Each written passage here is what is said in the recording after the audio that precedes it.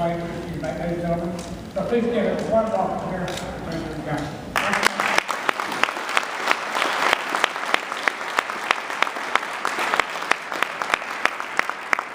Good evening, Prince William County Democrat. It is good to be back here again. And Senator Colgan, I appreciate the kind introduction. I just wanted to reiterate what our Attorney General Mark Herring just said about these two individuals, Senator Chuck Colgan and Senator Toddy Fuller. I do not know, and I've been in Richmond for a while, but I do not know of any greater public service than we have had to serve the Commonwealth of Virginia. And on behalf of everybody in Virginia, and certainly all of you, please join me in giving these two another round of applause.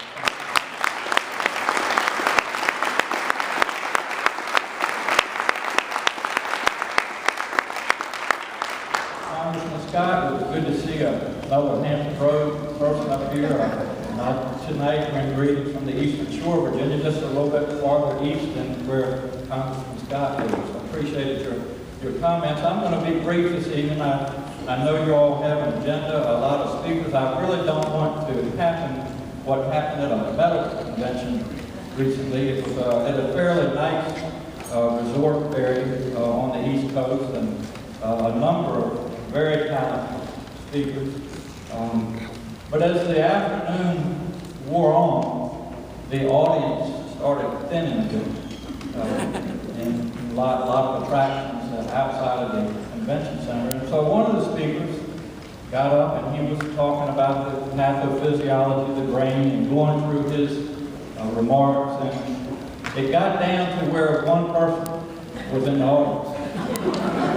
And he finished his comments, and at the end he looked at the gentleman and said, "Sir, I really do appreciate you staying around and listening to the lecture that I just gave. So I'm just kind of curious, why are you still here?" And he said, "I'm the next speaker."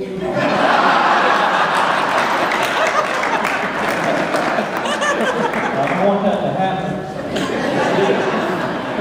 But I did want to thank you all as a group, and again reiterate what our Attorney General said. This is a team effort. This is something that we all work together as good Democrats to help get our message out, to knock on doors, to make telephone calls, to raise the funding that is necessary to run these campaigns. And so I thank you all so much on behalf of all these folks.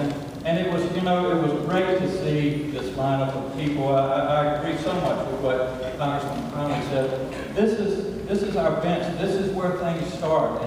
And we as Democrats need to prepare for the future and have people that are willing to run for these seats. So to all of you that are running to be public servants, I thank you from the bottom of my heart. I want to share an experience with you that I had yesterday to kind of reiterate what these elections mean. I was invited to attend a wedding in Northam, a wedding at an Episcopal church. And I say that I was raised in the Episcopal church on the Eastern Shore. The two that were getting married were Tim Bostic and Tony London, if those names ring a bell to you. They are the ones that filed the lawsuit.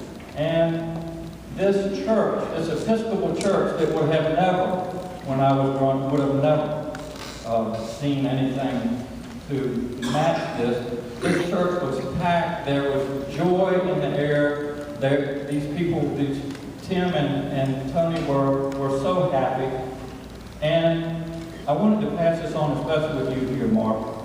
They got up and stood before the congregation, the celebrants, and they said, "We could have never done this if it hadn't been for brave people like the governor of this Commonwealth and our Attorney General and all these good Democrats that fight every day for marriage equality." So they asked me to please pass this on to you, and so I wanted to do that, and I go, thank you so much for all of your efforts.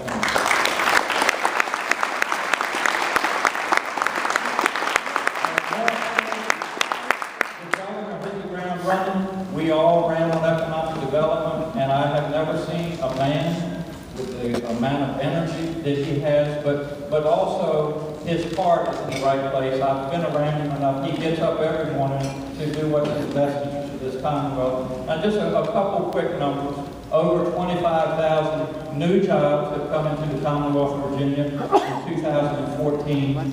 He has signed over 330 business ventures to the Commonwealth, and over $6.5 billion, with a B dollars of capital investment has come into the Commonwealth, far more than any governor has ever done in his first term. And so when you see Terry McCullough, thank him for what he's doing for the Commonwealth of Virginia. And I would also tell you that his wife, Dorothy, we are so proud of her. She is such a wonderful First Lady. She is fighting against children who have to go to school hungry each day. She is making sure that no child across the Commonwealth of Virginia should have to go to school hungry. And so we can thank both Terry and Dorothy for the great work that they're doing across this Commonwealth. Finally, what I would just like to leave you on, and again to reiterate what has been said, but these elections have tremendous consequences. Our intent, and I know I'm speaking on behalf of our governor and our attorney general and all the other elected officials that are already in office, we need to pick up seats in the House of Delegates, and we have a great opportunity because we have great people running, and we need to get our majority back in the Senate. It is just so important. So I appreciate the opportunity to be here tonight. I appreciate all that you all do. Each year there's an election. 2015 is going to be a great election, and we're going to carry it forward from there. So thank you all so much for having me tonight. Thank you.